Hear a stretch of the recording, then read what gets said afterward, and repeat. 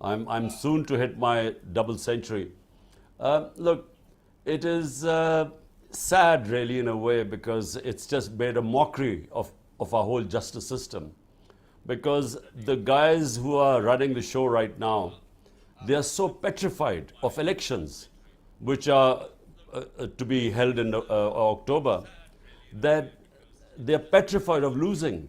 Because, in the by-elections in the last few months, out of 37 by-elections, we won 30 of them. And remember, this is despite them being supported by the umpires, by the election commission, by the establishment. And so the only way they want to now allow the elections to take place is that I should be in jail or I should be disqualified, because they do not want me in the election race. And hence these cases, and hence this crackdown on my entire party, where thousands are in jail, and either they're underground or they're in jail. It does seem like anyone who interviews you or visits you is charged with terrorism. I guess my question is, am I a terrorist now for talking to you, like for interviewing you in this way? Like, am I allowed to come to Pakistan at some point? Well, Jeremy, right now, if you're a journalist and you talk about me positively, you will be in trouble. Four of our top journalists, four have left the country. One is on this panel right now, Mohit Pirzada. But then one of our best last year, he was slapped with sedition cases and so on, and he had to leave the country, and then he was murdered in Kenya. And I think that's one of the most tragic things that happened, because he was our best investigative journalist. Meanwhile, the other outstanding journalist in our country, who has the highest viewership on YouTube, he's disappeared for 2 months. So, no one knows. Yeah, Imran Riaz, he's disappeared, and his wife and his children, what they must be going through right now. When you don't know where they are, if you know they're in prison, at least you know where they are. But when they disappear, I think people go through the worst nightmare, as his family is going through. One of the strangest parts, I was reading all about like the crackdown on PTI. One of the weirdest parts of this is that it's actually illegal in the media for people to say their name or show your picture. Is that true? Well, they've been threatened. The media houses and the top anchors were all called in a meeting. The meeting was very short, 4 minutes, I'm told, and they were ordered that my name was not even to be mentioned on the media. And so people are resorting to, calling you Qasim's father or other sorts of codes for speaking about you, I believe. It's, Jeremy, if it wasn't so tragic, it's very funny what's going on. But it is tragic because, our media, in the last 20 years especially, it really became very vibrant. In fact, went overboard at times. But, the media was able to create this sort of public awareness about political issues that never existed before. And that's the only way someone like me, an outsider, was able to win the elections. My party only grew because of the free media, the vibrant media. And so, the pillars of democracy, one is the free media, the other is independent justice system. Same thing happened with our judiciary. In 2007, this movement started called the Lawyers Movement. And the whole idea was that we needed to have an independent justice system. So we were progressing towards a genuine democracy. And then comes this situation right now, where we now have, the worst type of martial law. I mean, it's an undeclared martial law right now. Basically, there is no democracy left in Pakistan. And what makes the current, so you said they have an undeclared martial law. Pakistan has obviously been under martial law before in the past. Would you say these are comparable situations? Well, General Musharraf's martial law, and that was from 1999 to 2008. Now, I was his opponent. I was in the opposition. I went to jail for about 7-8 days during his martial law.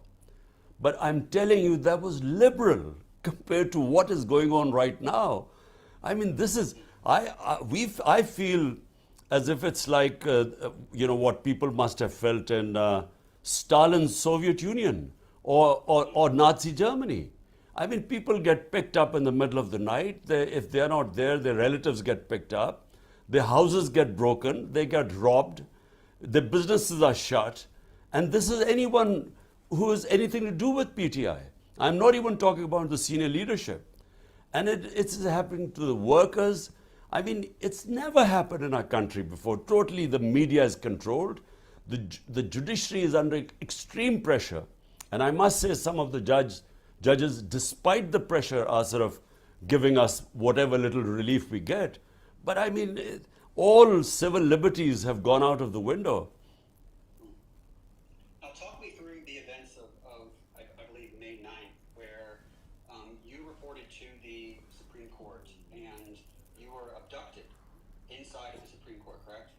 Well, I was sitting within the precincts of the Islamabad High Court, and I was sitting there to get my bail, or various bails, because every day I have my going to courts is like people going to the office. So every day I have to go to one court or the other when you have over 180 cases. So I was sitting there, and suddenly, I'm sitting in the registry office, and suddenly I see these commandos. Really, they weren't even rangers, they were commandos. And I thought, first of all, because my life is at risk according to the government, my life is at great risk. So the courts had asked them to give me protection. So I thought these guys had come to protect me, that there might be some terrorist hold up there. And then I discovered it was me who they were after. And so they really broke in, they beat up everyone. They beat up the lawyers, the staff there. They then dragged me out like I was some sort of a terrorist. And it was all illegal. And later declared by the Supreme Court of Pakistan, declared it unconstitutional and illegal, the way they abducted me. And of course, those images, when they went out, it had a reaction. Right. And so 4 days later, you're released from jail because the abduction was deemed illegal. And you found out that during those 4 days, there had been protests, there had been violence. And what was your reaction?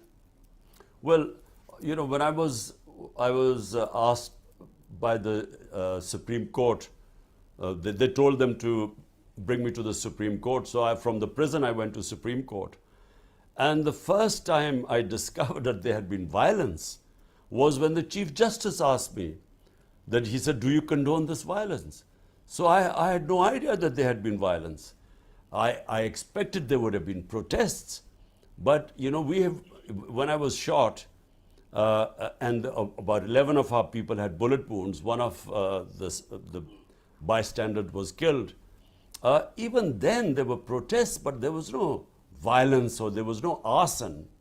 So I was quite shocked when I was told by the Supreme Court, and I immediately, of course, condemned it. Because in my 27 years, I've always urged my party always to remain within the Constitution, our right for peaceful protest, but never violence. So as things unfolded, Jeremy, unfortunately later on, we discovered that these people were embedded within us.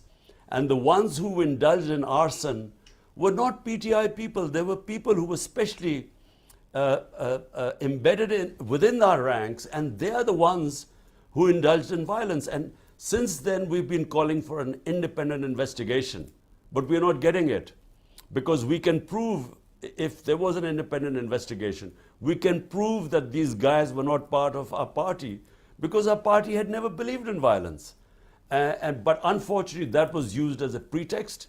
We feel it was pre-planned, the whole thing. Within 48 hours, 10,000 of our followers were put in prison.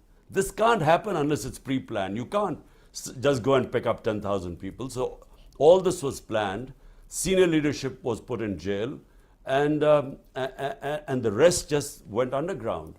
So it was used as a pretext to dismantle the party.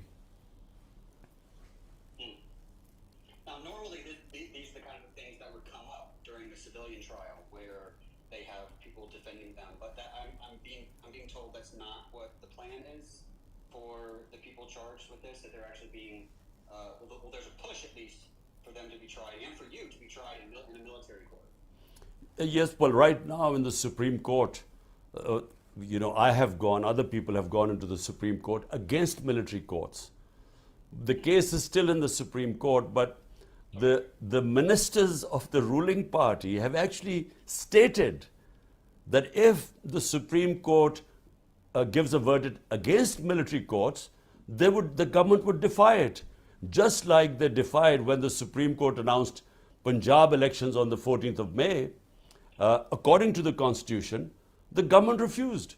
So we don't know what will happen, but clearly, I mean, there's no room for military courts in a democracy.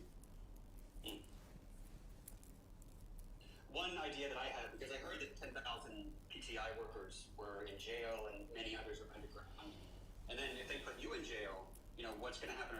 Are they going to allow PTI to contest elections without you, or are they going to have to change the name? You got to start your own political party. And my idea was a political party called the PDKM, which is the Please Don't Kill Me Party, where anyone who leaves PTI gets to switch to that party, and then that would be their way to stay safe while they're contesting elections.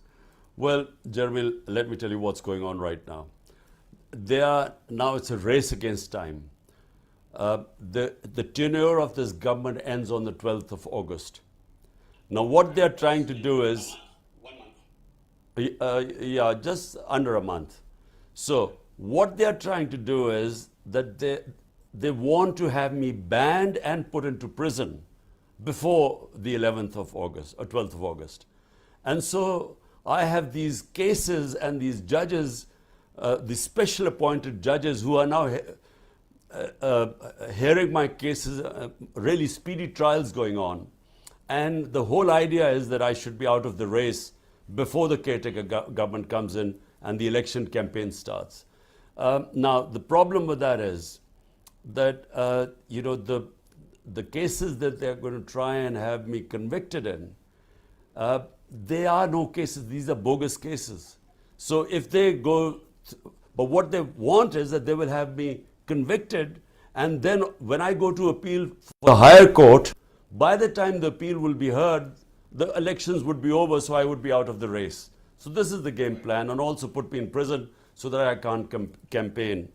All I think, my view on this is that what they are trying to do is they will completely discredit our democratic system in trying to dismantle and not allow a party which has over 70% rating in Pakistan today.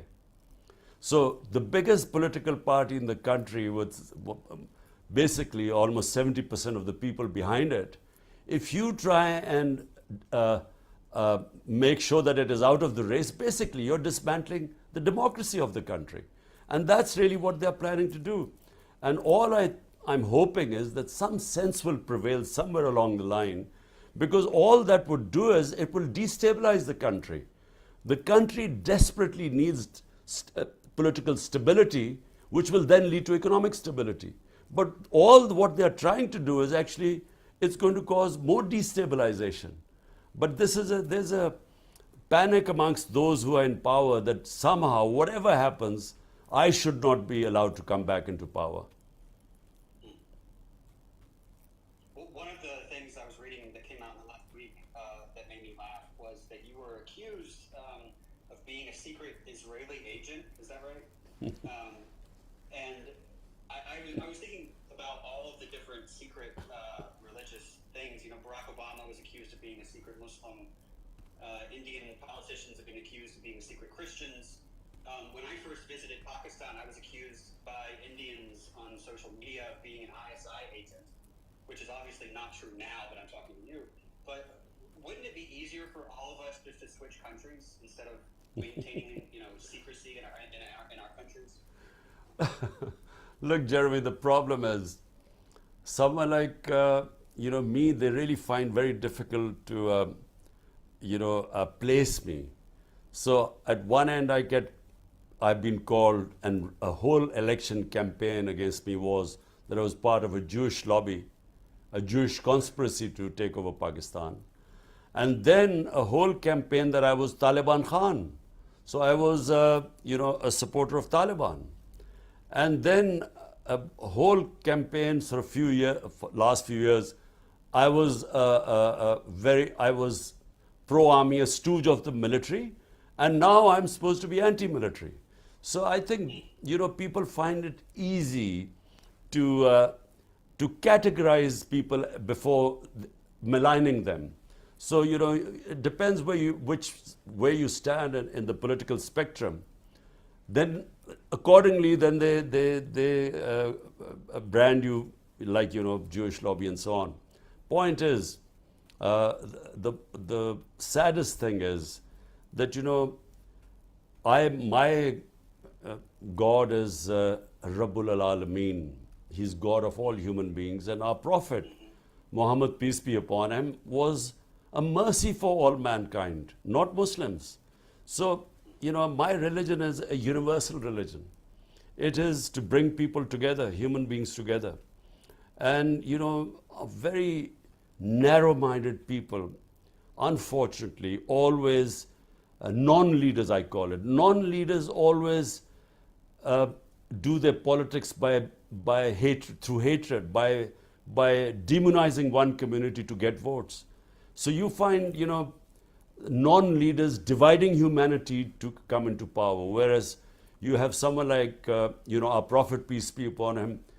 The first constitution of Medina was where all the various religions were brought together by him. So Christians, Jews, Sabians, they were all brought together under one millet, or sort of one community. And they all had their rights, and all the rights, they were allowed to practice their religion and so on. So it was a very advanced civilization that was set up in the state of Medina. And I find it, people like Nelson Mandela, for me, these are genuine leaders who actually brought human beings together, because people like us who saw I used to play cricket, and South Africa then was apartheid state. And I played with South African cricketers, and I always thought that, one day there would be bloodshed in South Africa. But it was a leader who actually stopped the bloodshed by forgiving the ones who put him through so much, 27 years of his time in jail, and then he comes back and forgives everyone. So these are genuine leaders who bring humanity together. Yeah, I was speaking to some of my friends in Pakistan who are Christians, and they're also supporters of you. And one of the things they brought up was that Christians in Pakistan, I've always found this interesting, that the percentage of Christians in Pakistan is the same as the percentage of Muslims in the United States. It's about between 1% and 2%. And one of the things they were concerned about was, Christians in Pakistan being a minority, often being scapegoated by, neighbors and things like that, that they rely on the rule of law in Pakistan to protect them. And the, recent events have made them a little worried. Well, look, Jeremy, look, what distinguishes a civilized society from a barbaric society? The Romans used to call anyone, the Romans had their laws, and everyone else were called barbarians who didn't have laws. So a human society and an animal society, the only difference is law of the jungle is might is right, and human society is only human if it has rule of law where the weak are protected from the powerful. Now, unfortunately, Pakistan has descended right now into total lawlessness. Might is right. In order to try and sideline me and my party, basically all fundamental rights have got suspended. And when that happens, basically all the weak people become vulnerable, all weak sections of the society. So rule of law is what I started my politics 27 years ago. And by the way, I was inspired by England, where I went as a teenager. And for the first time, I saw rule of law, meaning that the powerful were also under the law. Whereas I had come from what was then martial law, where you had military rule, and military rule by definition violates rule of law. So therefore I was inspired where, you know, the Prime Minister also had to go by the rules. And, you know, recently you saw Boris Johnson actually losing his premiership because he broke the law.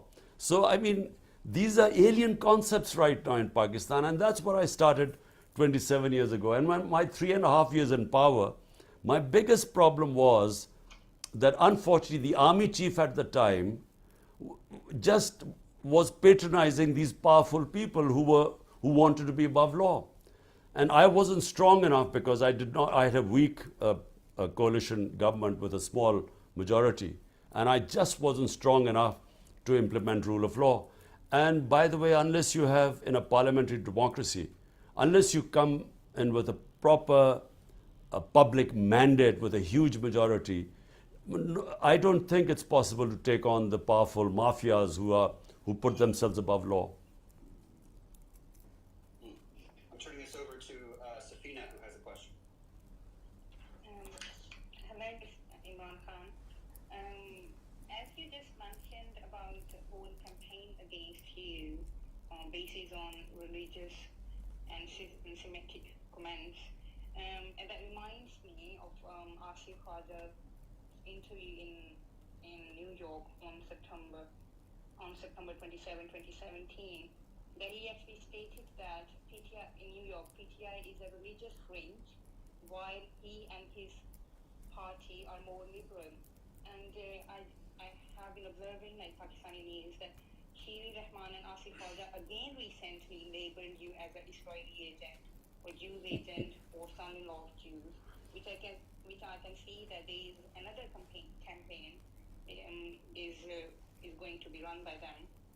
Well, I just want to ask, can Pakistan ever establish a system to register these anti-Semitic comments as a hate crimes, like with appropriate consequences? Because now and then we see them using all type of these campaign against you, which really against you or anybody else in Pakistan. Look, Safina, look. First of all, you know, when you have people, politicians who have no ideology, the only ideology you have is any which way to get into power. So that means that they become chameleons.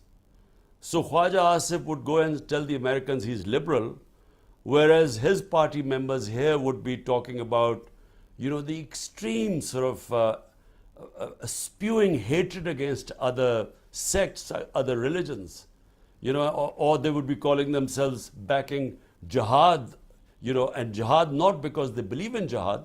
Jihad is a great concept, means standing up against injustice.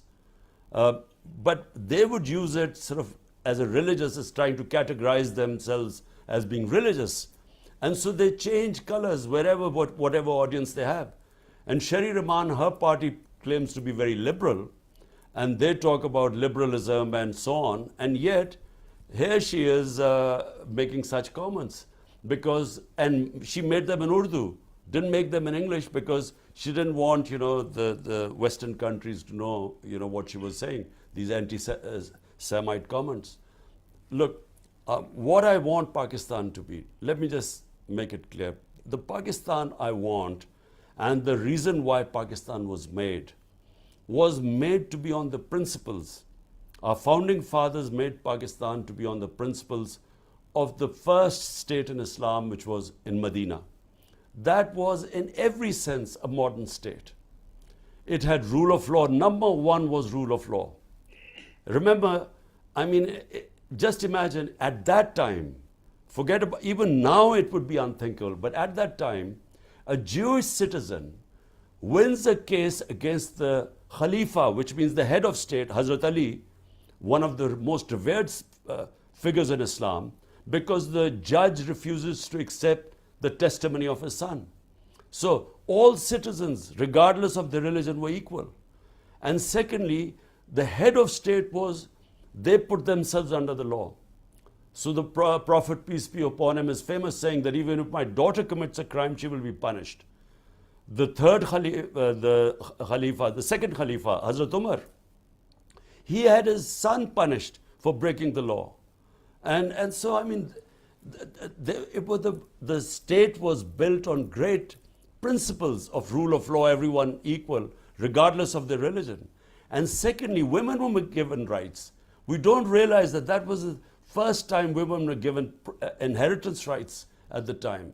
The Prophet saying that man has right over woman as a woman has right over man. So, I mean, imagine at that stage, and then of course freeing the slaves. Slavery was, first time the Prophet spoke about how you have first to treat them equal, but the best thing is to free a slave. Now these were, at that time, dynamic concepts. And unfortunately, and then of course his last sermon, where he said, we're all children of Adam. We're all equal. I mean, whatever the color of our skin. So remember, these are 100 years ago, great concepts, modern concepts. But sadly, sitting right now in Pakistan, and I'm afraid for the last 70 years, we have not even remotely come close to these principles. Answer, this is Dr. Moeed Pizada, if you can hear me. Ji, Moeed. It's a privilege to be listening to you in a live space. I had the opportunity of seeing you almost every week till July, before I left, June or July or August. But I watched your interview with Tim Sebastian, and like many other interviews which you have given to Western media.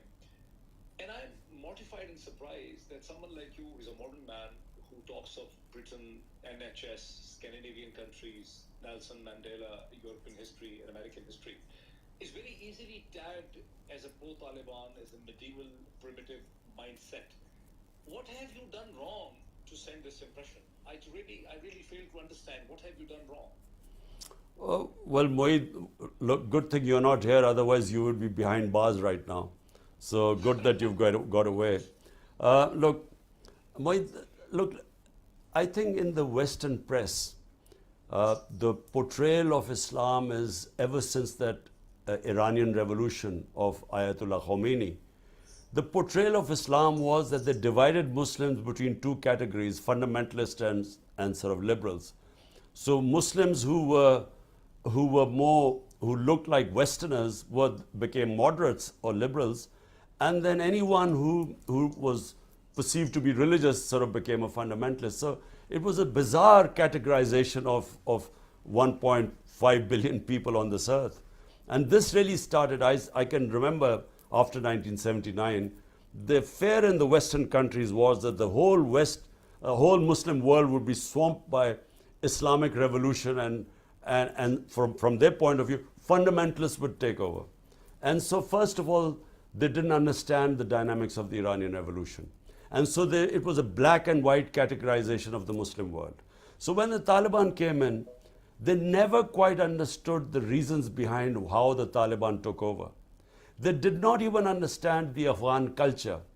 They did not understand the difference between the urban culture in Afghanistan, especially Kabul, and they didn't understand what the rural culture was, and especially the Pashtun rural culture. And so they didn't understand when the Taliban took over what were the circumstances in Afghanistan. No one went into the depth. And so it was a black and white. Taliban were these religious fundamentalists who hated women and so on, and didn't like girls' education.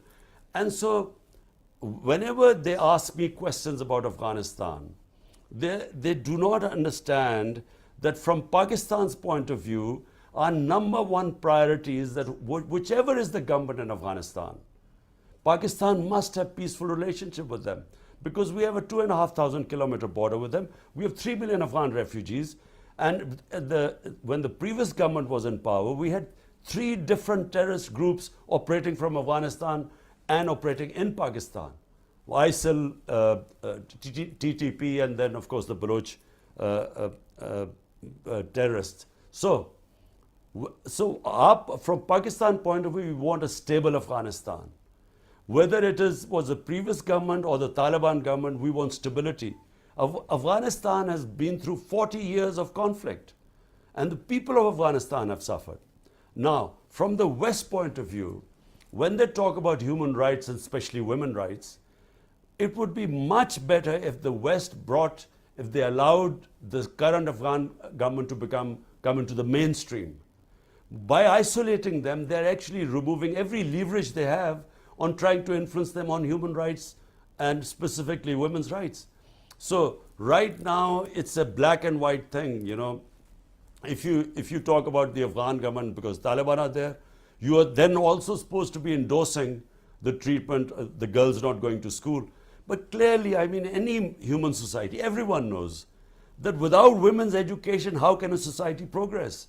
I mean, in our government, my 3.5 years, we give special stipends to parents of poor girls in conservative areas to send their girls to school. We made 60% of the new schools we made were for girls so that we could encourage girls' education. Because simple, I mean, our biggest problem right now, just to divert, is our population growth rate. Now, every research shows that if you educate the girl child, if your women are educated, automatically the fertility rate comes down. And so, I mean, it is a necessity for Pakistan. You know, for our future, we must educate our women. Concept, it's also surprising, if I add on the woman issue, that you come from a family in which your sisters are highly educated. They work for international organizations, they're doctors, they're engineers, they're economists. Yet you, and the PGI has done the largest ever mobilization in the history of Pakistan, the political mobilization of a woman. This is for the first time that hundreds of women in Pakistan's history have been arrested and are behind bars for purely political charges. Yet, your opponents very easily show you and portray you as an anti-woman character across the West, where I live right now. I don't know, Mohit, I fail to understand that. I don't know. I think it's quite black and white because, you know, I have a very strong faith in God. I am a, practicing Muslim. And therefore, I think they just stereotype people that if you're a practicing Muslim and you have faith in God, then you automatically, then all the other things follow, that you must be, in the Western eyes, you must be against women, you must be sort of very against, you must be illiberal. Although in my opinion, actually my faith makes me very liberal. Liberal in the sense that, I believe in humanity. I believe, I again repeat, my God is God of all human beings, and my Prophet Muhammad, peace be upon him, he was a mercy for mankind to bring humanity together. So, and of course, I'm anti-war. I mean, I do not believe conflicts, military conflicts are a way of solving problems of this earth. So, but they categorize people, and I think that's the problem. Thank you.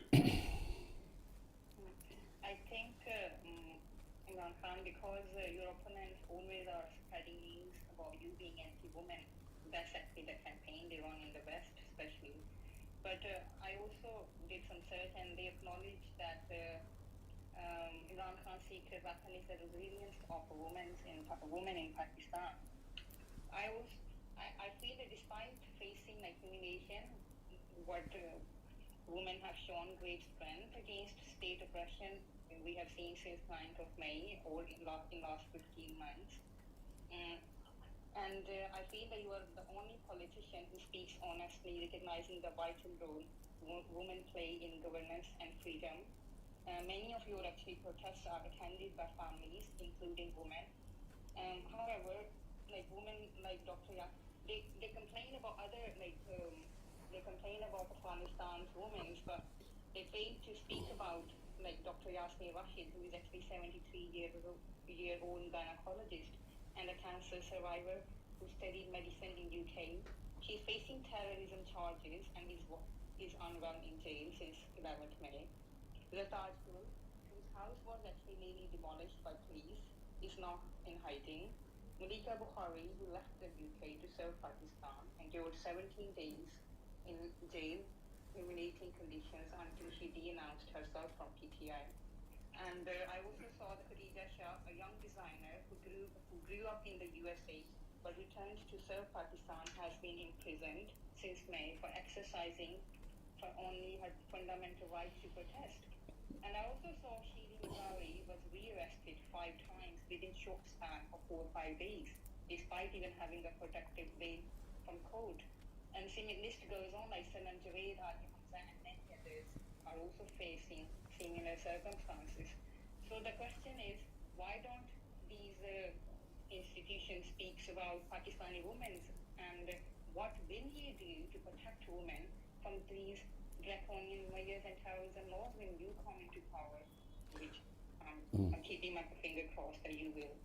Well, Safina, look, first of all, never in Pakistan's history have women been treated like the way they have been done in Pakistan, not just after the 9th of May, but last year, 25th of May, that was the first time we got a shock. The way the police attacked the women, the way they raided the houses in the middle of the night, and not caring that there were women in the house, because there's a lot of respect for women in our society. This is a big fallacy that, you know, we treat women badly here. And I will explain where this comes from, but we respect our women.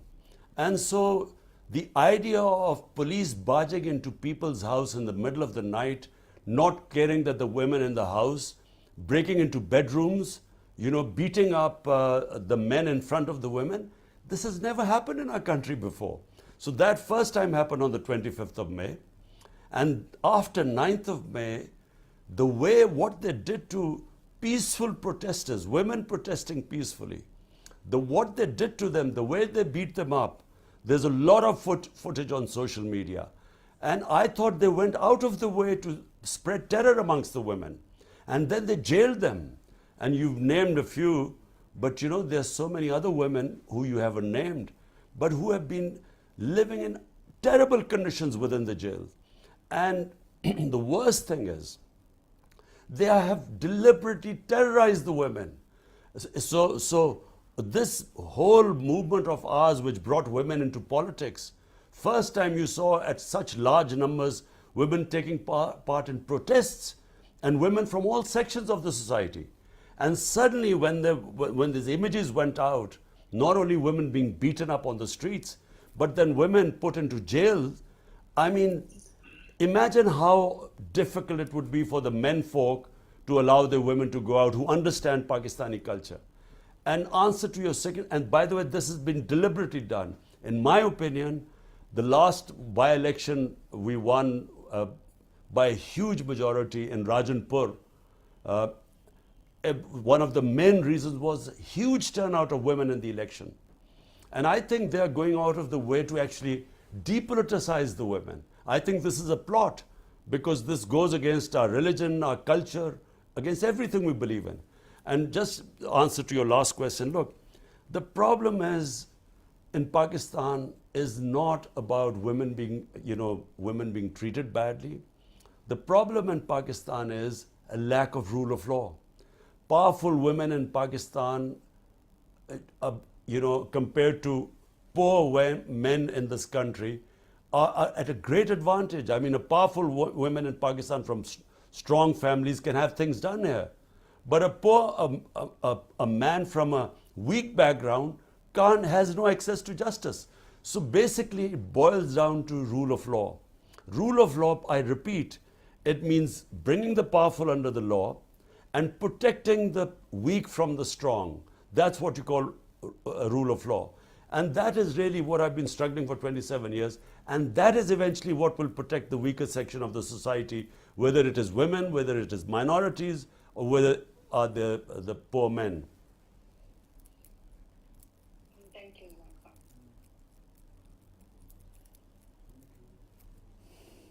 Thank you. Kansab, I wanted to ask, we've been speaking about misinformation a lot during this time, and I'm not sure if you remember this. I have my own story about misinformation, and that is that I was supposed to go on a comedy tour, and I did. It was my first comedy tour of Pakistan. It was in 2017.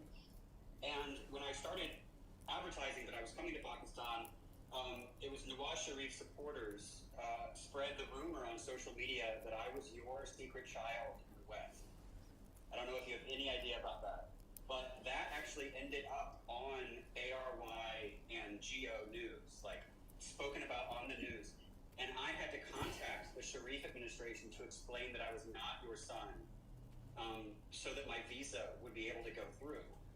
And they ended up calling the embassy in the U.S. I got my visa. I went to the airport, and then on the flight to Pakistan, Nawaz Sharif was removed from office. And so, in a way, Nawaz Sharif's last act of corruption was getting me my visa to go to Pakistan. Jeremy, look, the problem is when you have people desperate to cling to power, because power for them means two things. Power for them means making money and stashing it abroad because they can't afford to keep the money in the country. Because when you make billions, if you keep it in the country, it gets discovered, so you have to send it abroad. So you do twice as much damage to the country when you launder the money out of the country. And Nawaz Sharif and these two families, this is what they've been doing for 30 years. And by the way, they blame each other for money laundering too. So it's not just us calling them. And secondly, the next problem is how to protect that corruption money. So that becomes the second thing. That's how they damage the country even more. Now they want to protect the money. So protecting the money means they must stay in power, because only in power can they protect the money. So this whole exercise of them conspiring with the ex-army chief to topple my government, I mean, their main interest was how would they get immunity from corruption cases. And that's exactly what they did the moment they came into power. First thing they did was they passed a legislation in Parliament. And it is incredible that such a legislation could be passed, where by law they managed to get rid of, they got immunity from the corruption cases of at least $5 billion, 1,100 billion rupees. So they passed this law and they were able to get away from these corruption cases. By the way, these corruption cases were made against them when they were in power, not during my time. So this is the problem. And by the way, Jeremy, this is the problem the entire developing world faces. Today, countries are poor not because of lack of resources. They are poor because they don't have rule of law. And a symptoms of not having rule of law is corruption, and corruption of the powerful. And that's what destroys a country, because, according to the United Nations Secretary General's panel, which is called the FACT-I panel, made up of economists who researched over a year to find out why were the poor countries getting poorer and rich getting richer.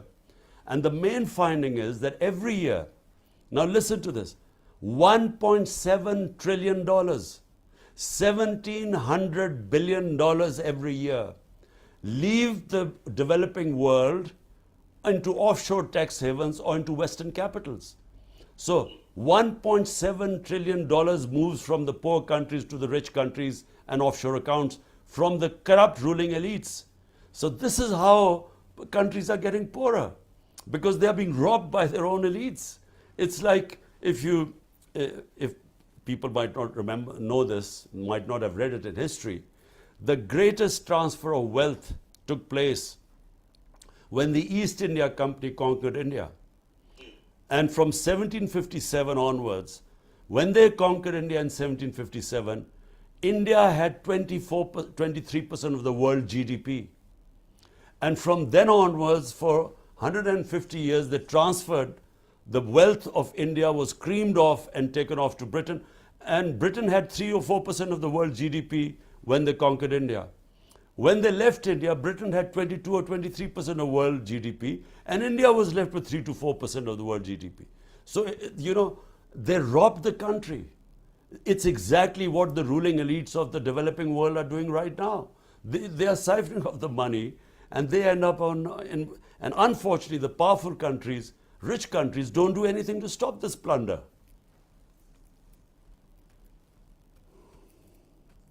You're speaking about the rule of law in Pakistan. Of course, the West prides itself on our rule of law.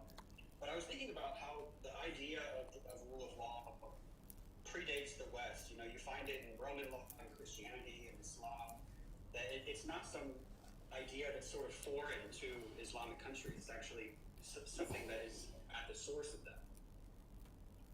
Look, Jeremy, in the Islamic tradition, there were over 140,000 messengers of God sent to mankind over thousands of years.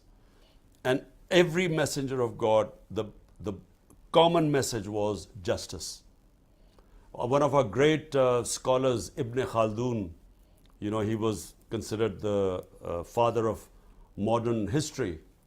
According to him, he said that my whole study of Islam brings me to just one point, that the whole purpose of the Almighty sending man to earth is to establish justice.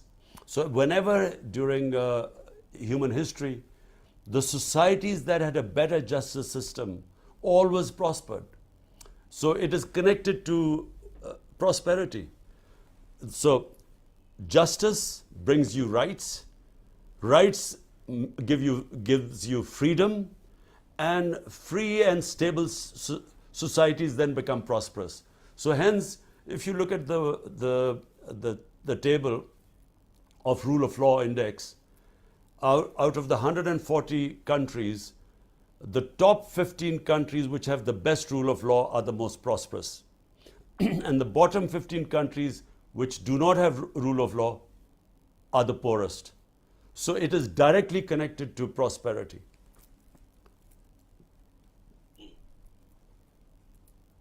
Khan sir, can I jump in for short questions, because then I have to leave because I'm doing a house search and I'm called for an appointment. Khan sir, I am surprised also that the way the media has been treated, the way Shaheed Arshad Sharif has been murdered. Imran Riaz Khan is missing now for 65 days. Look at Sabir Shakir, myself, Shaheen Sabai, Wajahat Saeed, we all have been registered FIRs for terrorism. Yet the impression of the Western media is, and I think also Jeremy should comment on it, is somehow or the other that you were also as harsh to media. Not a single journalist was arrested in your time. There were no FIRs against the journalists. The journalists were not abducted and detained under your government. Neither are you able to explain that situation, nor is anyone understanding the word. There is a sea difference. Look at myself, look at Sabir Shakir, look at Shaheen Sabai, look at Wajahat Saeed, look at the poor Arshad Sharif, look at his family, look at Imran Riaz. Yet they're blaming you for cracking down on media. I mean, how do you explain that? Well, I think, Moeed, there's a term called moral equivalence, where they equate two unequal situations and actually protect the real aggressor. So, this idea that, some journalists might have suffered during our time, 3.5 years, and because of that, then the whole crackdown, I mean, what crackdown? Media is totally muzzled today. I mean, the media is totally controlled. There is no freedom. Under General Musharraf, and I don't know whether you remember, General Musharraf, the media was liberal compared to what is going on right now. So 100%. it is completely controlled today. I mean, not just that the four of you have left the country, not just that Arshad Sharif was murdered after having to, because of threats to his life after leaving. I mean, what about the 4 or 5 senior journalists who were roughed up and beaten up in Pakistan? I mean, senior journalists like Ayaz Amir, like Sami Ibrahim, like Ghulam Hussain. I mean, these guys were just roughed up within Pakistan and threatened. So, I mean, this is unprecedented what is going on, the sort of crackdown. And yes, you're absolutely right. Sometimes they bring out some sort of human rights watch or some report or some international journalism who might have mentioned few journalists got a raw deal. But by the way, I looked at all there were 10 cases, so I actually had it investigated. There are 10 cases. And all of them, there were 3 of them which has to do with security, where the military establishment directly spoke to the media owners in 3 or 4 cases. There were one case which we were unfairly blamed because the channel, this one guy, his viewership dropped. And there was only one case that came to me, and that was about Matiullah Jan, And when I found out that he had been picked up, the next day we had him released. But you cannot compare what is going on. I mean, there is just no comparison between then and now. I would like to add actually, thank you for asking Dr. May, that since last 15 months, there are more than 40 cases, 40 individual cases registered against journalists. There are 40 members of journalists from Karachi, from Punjab, from Lahore, from Peshawar, and from Balochistan. And if you calculate only Balochistan, there are more. But I have a question, as Dr. May said about media, that the rape incident actually happened. If you remember, Dr. May, the rape incident on the motorway during Imran Khan's news sparked international outrage. But you know, the Human Rights Commission in Pakistan took quite active measures to seek justice on the times. But when I look at now, in early February this year, a woman was assaulted in F9 Park, Islamabad. Media discussions on that matter were completely banned by PAMRA, and our human rights bodies appear to remain silent, like there was no peep. Just recently, yesterday, there was a news about another rape occurred in Mark Mahib's in Islamabad, and that actually raises concern about the potential compromises like our human rights institutions in Pakistan and media have made.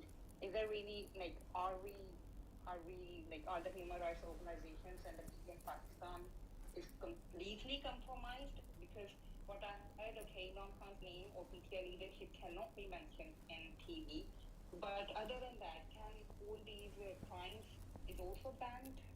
And why actually human rights organizations are silent? Why there is no beat against those things? Well, look, Safina, look. Unfortunately, the media, and I'm talking about our own media, and then I'm talking about the Western countries, two different things. Our own media is unfortunately controlled by the media owners, the bosses. And the media bosses have huge business interests. I mean, they're interested not just running a media house, they have other business interests. And so for those other business interests, which actually is what brings them most of their money, they are willing to compromise on the freedom of media if those business interests are threatened. We never did that. In our time, the media, if you look at the media, majority of the coverage was against PTI, my government. I mean, we had a real problem with the media. In fact, the problem was that there was real libelous stuff on the media. And even I, as a Prime Minister, I had to go to court. And yet, in my 3 years, I never got justice. Whereas in Britain, I've been in a libel case, a very famous one, and within 1.5 years, the case was decided. So anyway, I couldn't get justice, and we felt there was a lot of reporting, a lot of fake news, and we tried to bring legislation to control fake news, by the way, which is a problem all over the world because social media is a new phenomena. But unfortunately, I found that the media then and the human rights organizations, were very vocal at the time. But now, with a complete clamp down on human rights, I'm afraid there's not much, hardly any response from them. But about the Western countries, I find that, they talk about human rights when it suits their interests. But right now, I mean, all the talk about democracy, human rights, and so on, it's only reserved for, China and Russia, when something happens in Hong Kong or Uyghurs or something to do with the Russian dissidents. But what is happening right now, there's hardly any condemnation from any of the powerful Western countries who claim, that they are the, their professed aims are promoting democracy and human rights. Yeah, that actually surprises me a lot. Thank you, Imran Khan. Chairman, this is Atif. First of all, thank you very much for accepting my request and joining us at Twitter Space today. I'm really grateful to Jeremy and Safina for organizing this event, as well as our social media team headed by Gibran Ilyas, Imran Hamid, because without our social media, all this our political movement, our struggle, all these events couldn't have been possible. And then, a friend like Dr. Mohit Pirzada, a mentor, who has always been our biggest support, especially during the last 30 months. I don't have any question. It's just I want to bring it to your notice. Alhamdulillah, we have support among 98% of Pakistani Americans. And along with that, we've started getting huge support among the Muslim Americans as well. And on September 2nd, we are planning one of the biggest events on which you'll be speaking to over 15,000 Muslim American gathering. And also, I want to make a commitment, like you always say, La ilaha illallah. And inshallah, we will fight till the very end. We will not leave you alone. All the overseas Pakistanis are with you. And after that, Gibran Ilyas, I think he's also at the airport and he's about to check in. He also wants to make an announcement. Gibran bhai, if you can unmute yourself and make that announcement, because it's a very important announcement. Thank you. Sure. Many thanks, Adil. Kansab, you had said that it's the best of times and it's the worst of times. So what we have done in social media is, we've heard of citizens journalism, but what we have done is this is going to be the first ever citizens documentary. I think it's going to be one of the biggest. So what we're asking people who have footages in high definition from March 2022, when the whole movement started for Hakiki Azadi, just check my pin tweet. Feedback@insaf.pk is the email address to email if you want to be part of that project. Inshallah, it will be one of the greatest documentaries ever, because everybody will be part of it. Kansab, my short question is, you once mentioned that PMLN, they're not educated, nor they try to get education. So just recently, Khwaja Asif has blamed, put allegations on Shaukat Khanum Hospital again. I say we let them, because every time he does that, we get record donations. So this is what we're seeing this time around. So what do you have to say about that? Well, look, Gibran, these people are discredited. They have been in power for 30 years.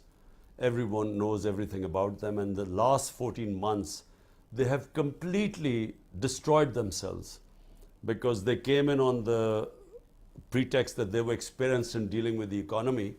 And they have completely, our economy has never been in a worse shape than it is right now. And this is, despite what was called the commodity super cycle, when post-COVID, the international commodity prices had gone through the roof, which is when we were in power. And now they are down by 35%. And despite that, you find that inflation is unprecedented in Pakistan's history. So number one was inflation, number two was fixing the economy. The economy has nosedived in Pakistan. We almost defaulted on our loans, and that would have really set the country back. So people now, the reason why they are scared of holding elections, and the reason why they only want elections, is when they know that PTI is completely hamstrung by the establishment, and I'm in jail or disqualified, because they are petrified that in the elections they'll be wiped out. My point is that whatever happens, they'll be wiped out in election. Even if I'm in jail or if I'm disqualified, I don't think the moment the elections start, they do not understand the passion on the ground right now. The feeling of injustice amongst the people, what is happening, whether it is economic injustice and whether it is mishandling of the economy or of the governance system and the levels of corruption. So they will be wiped out whenever there are elections. But the point is that people like Khwaja Asif, no one listens to him, because these people are supporting, they have supported the most corrupt governments. I mean, the two Asif Zardari was considered the most corrupt man by people like Khwaja Asif and Nawaz Sharif. Now they're all together. And Zardari used to call Nawaz Sharif the most corrupt person. So they're all together now. So anyway, they have no credibility. And that's reflected in them trying to run away from the elections. This is Jeremy again. I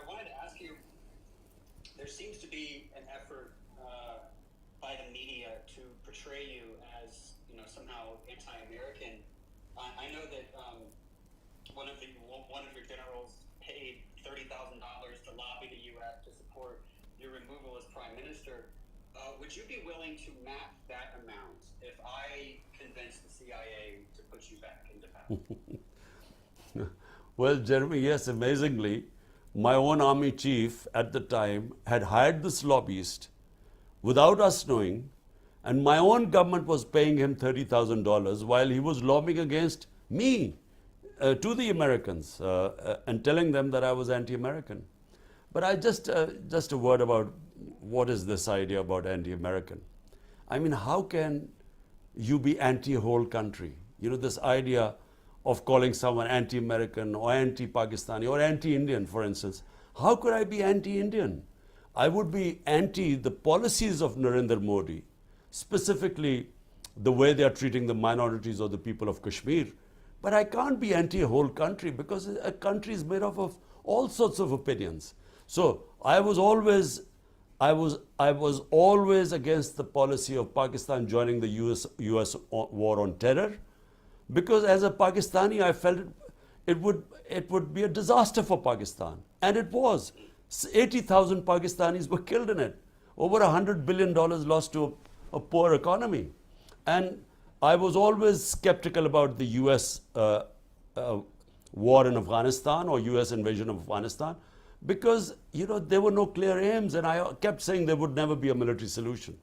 So if you criticize the US foreign policy, does not make you anti-American. I mean, if I'm today criticizing my own government for this fascist tendencies, I mean the draconian laws, the total violation of our fundamental rights, does that make me anti-Pakistani? So this is, it's to brand people. Sometimes I feel that, to stop criticism of certain policy, and especially when you're from other countries, it's easy to brand you as being anti-American and then shut your voice. But I would like to add in there, Imran Khan, that you have stayed in UK since you were 17 years old, and you always say that you loved being here and their rule of law. That's how actually you got inspired by. So I would like you to add into this that why would you be anti-West when actually you have been praising them and you have stayed there for nearly 20 years? Look, how can you be anti-West? West is a geography. I mean, it has so many countries. These are so bizarre, these terms. He's anti-West or he's anti-American and so on. Look, I mean, Britain, I keep telling everyone that the first time I saw two important things which made the basis of my manifesto was rule of law and a welfare state. So that's the first time I saw in Britain.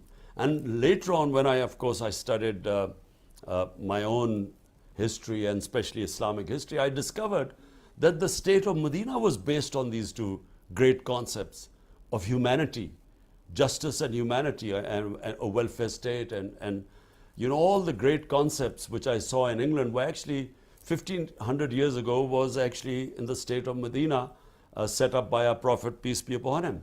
So, but I also understand the weaknesses of the Western society. I also know their strengths, same as I know the weakness of my society and the strength of my society. But that's how people, understand different communities. You don't sort of blanketly say you are anti one community or anti the other community. You just deal with them in mature ways to their weaknesses and their strengths. Thank you. As I was getting ready to, coming up with a list of questions that I was going to ask you, my neighbor bought a black pickup truck, and so it's sitting outside. I don't know if I should be worried or not that anyone is coming for me with a black ego or anything. But Jeremy, you should be very worried, because if they come in, let me tell you what they'll do. First of all, if they find you, they're going to thrash you. And if they don't find you, they will pick up anyone who's in your house. They will take them, with them in the black Vigo. They will smash your house. They will rob it. I mean, this guy, I mean, one of my MPs, he was not in the house. They broke open a safe, and they, took away everything from the safe. So it's not just that they beat you up and they rob you, they break the house. In other words, they vandalize the house. They also rob it. So be careful. Right. If I do need to, if I do need to flee, from what I understand, I can hide in Abbottabad, because they never look there, from what I understand. Well, Yusuf, my senior leadership, they will give you plenty of hints because they've been hiding for 2 months. They're all out of their homes. They're hiding. Gotcha. I think Safina mentioned Pakistani Americans. Now, I have a pretty big fan base of Pakistani Americans, and in terms of the population of Pakistanis in the United States and the effect that they have in the United States, it's very outsized. We call it like punching above your weight. They're one of the most respected and influential groups. Meanwhile, I read that in the last year, 750,000 Pakistanis have left Pakistan, which is great news for us because we love Pakistanis here. They are our doctors and very involved in politics and industry. But I can't imagine this kind of brain drain being good for Pakistan. Look, Jeremy, first, the Pakistani American community is one of the most powerful Pakistani expatriate community. And also it is one of my biggest support, PTI's biggest support does come from not just the Pakistani Americans, but basically amongst the 10 million Pakistanis that live abroad. And the main reason is because when they go abroad, like I went when I was a teenager, you see rule of law. And by rule of law, it means that if you pay your taxes and if you don't break the law, you are a free man. You're protected by the laws of the land. And whereas when they come, when you see what is happening in Pakistan, I mean, it would never happen that say, in the US, your house would be broken in by police in the middle of the night and people picked up, beaten up, the house robbed. It's unthinkable there. Because no police officer would dare to give instructions like that because his juniors won't obey them. Because it would be against the law of the department, the police department. They're not allowed to do this sort of thing. So the juniors would not accept this. And even if they did accept this order, they would be liable to be sued in a court of law and would suffer heavy damages. But here, unfortunately, might is right. And this is what takes away the freedom of human beings. And it actually creates a society where it completely shuts off the potential of a society. It destroys meritocracy. So it destroys this, only the potential of humans is in freedom. So throughout history of mankind, a human strives for freedom because only free societies, can ascend, can go to great heights. And freedom comes with the rule of law. Now, that's why the overseas Pakistanis back us, because they live in societies and understand what I mean by rule of law. Now, second, what the point is, actually, it's a very serious issue we are facing right now. People are losing hope in Pakistan. And why are they losing hope? Because the establishment is trying to impose on us these crooks and criminals who've been in power for 30 years, who are proven money launderers, who are proven to be corrupt, not just by what we say, but what they say about each other, what the establishment used to say about them. So when these people are imposed on a country, and then you see that the establishment is trying to not allow the biggest party to come into power, which means over 70% of people, the choice of over 70% of the people will not be allowed to compete in the elections. That's when they lose hope, because they look at these faces who they've been seeing for 30 years and they think they will be back again in power. That's why we have 1.2 million top professionals leaving the country in the last few months. This is the biggest brain drain in our history. And remember, not just that their skills are leaving our country, but also the capital. They will be taking the money out as well. It's the big disaster which is taking place in this country. And unfortunately, right now, the way the establishment is sitting with this government of crooks, this is the biggest, from my point of view, I mean, the cause of hopelessness. And it's because of hopelessness that you find people leaving the country. So my question is about the status or the role of the Army in all of this. People ask you lots of questions about the Army, and from what I understand, the Army is the most competent institution in Pakistan. So anything that needs to get done, whether it's COVID policy, which you were praised for, relies heavily on them. That's just how everything works. But a healthy country needs other institutions other than the Army to be strong, to be intact, to be able to carry out the functions of a society. So how does a country transition to having stronger institutions other than the Army? I mean, are there any other countries that have done this? What's your plan for this? Well, look, Jeremy, we started off as a security state because in 1947 we got our independence, and the next year we had a conflict with India. Now from then onwards there was this fear in Pakistan that we have a neighbor 7 times the size of our country, and will we survive? So the dependence on the army grew, and over a period of time, not just dependence, but people sort of loved the army because you love an institution which will guarantee you your freedom and your protection. But subsequently, the country had to evolve. You have to evolve as a country to have a proper democratic system. A proper democracy means genuine freedom. And that evolution process kept hitting snags because we would have military dictatorship, then we would have a democratic setup come in, and within a decade it would be wound out and the military would come back in again. So this happened 3 times. Now when it happened 3 times, the evolution of the democracy stalled. So while we would have been evolving as a democracy, unfortunately it stalled.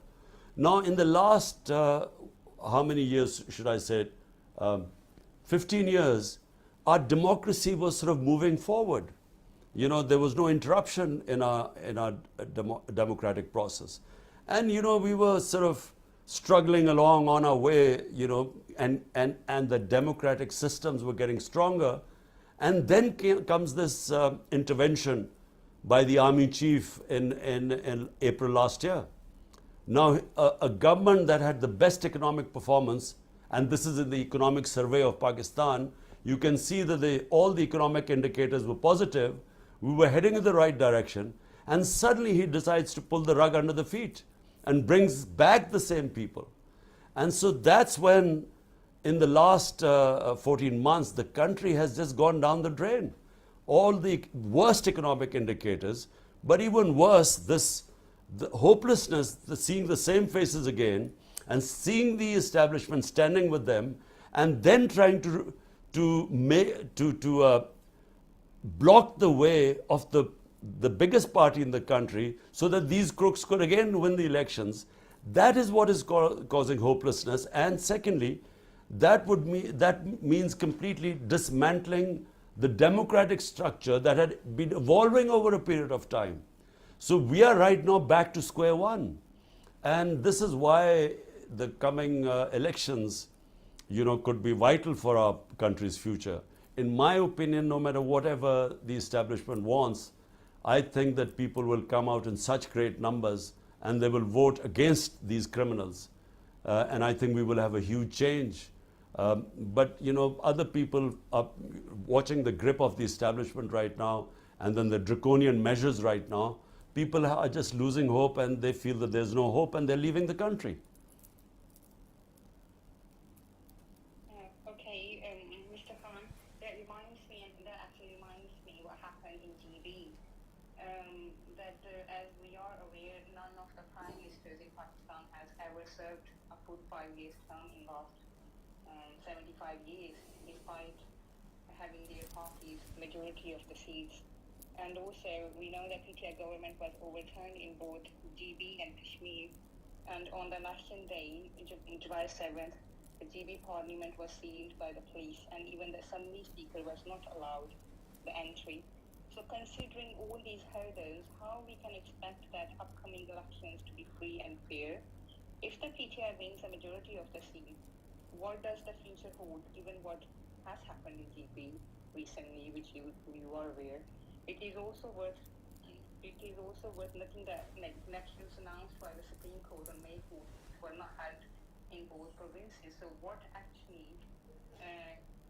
given these challenges and previous incidents, how we can ensure free and fair elections if PTI wins the majority of the seat? What does the future hold based on what happened in GB, like for us, that you were overturned for after 3.5 years? So even if given these challenges, how will we make sure that free and fair elections will happen, and what will be the future of our democracy? So, Jeremy, can I have just one question after this? Can you make this the last question? So I'll just answer this and then one question after this. Look, Safina, look. What happened in Gilgit-Baltistan and what happened in Azad Kashmir is a disaster for our democracy. Because what you saw was the manipulation by the establishment of pulling down a government. Now, if this keeps happening, the democratic process can never evolve. So you are always, beholden to a powerful establishment, which then decides to make or break governments. And the damage done to Pakistan, and I'm not talking about PTI, the damage done to Pakistan by what General Bajwa did by removing a running economy, a government that had gone out, had dealt with COVID, one of the best top 3 countries in the world, which dealt with the biggest crisis humanity faced for almost a century, and then brought the economic performance, 6% growth rate, average last 2 years, to bring down that government and replace it with these cabal of crooks. And then they crash the economy and destroy the governance system. So who is going to pay for this? Who should be responsible for this? Will anyone ever be held responsible for doing this such tremendous damage to the country? I mean, the amount of damage done to the common people going below the poverty line, half our industry closed today, growth rate from 6% coming down to 0.3%. Which has consequences. When industry shuts down, it takes quite a while to again open up your industry or restart it. So this is what happens when someone makes decisions in a closed room without any debate and then not accountable to anyone, and he can then trot off anywhere while the country just goes down the drain. So, and I'm afraid in Gilgit-Baltistan, the tragedy is that Khalid Khurshid was one of the best chief ministers I've seen in Pakistan. He was outstanding. And to actually bring him down and his government, such a great disaster was done to people of Gilgit-Baltistan. I think it is sad what happened. I think it is not just bad for democracy, but for the people of the entire Gilgit-Baltistan province. So to conclude, let me just say, look, our democracy has to move forward. We have no choice but to have democracy. A bad democracy is better than a military dictatorship. This is a consensus amongst the people of Pakistan. So where do we go from here? The question you're asking is that what happens if there are no free and fair elections? Right now, no one thinks there are going to be free and fair elections because they're already planning to rig the elections. But my opinion, I'm an optimist. I feel that in this election, the level of public awareness in Pakistan is so much that I feel that you will have the greatest ever turnout in these elections. And no matter how hard they try to rig it, I'm a strong believer that the people in this country will defeat all methods of rigging which are being planned.